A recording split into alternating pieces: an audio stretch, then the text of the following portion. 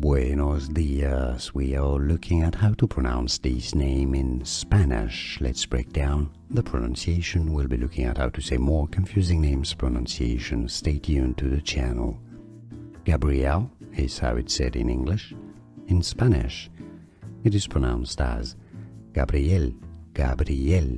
It has a stress on the L on the last syllable.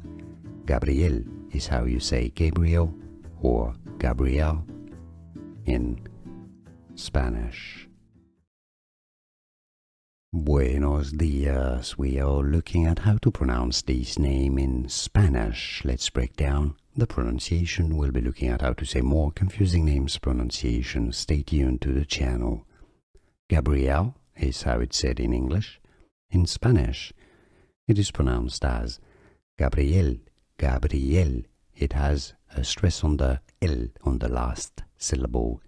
Gabriel is how you say Gabriel or Gabriel in Spanish. Here are more videos on how to pronounce more confusing words and names too many mispronounced. Like this video if you found it useful. I appreciate your support. I'll see you soon and thanks for watching.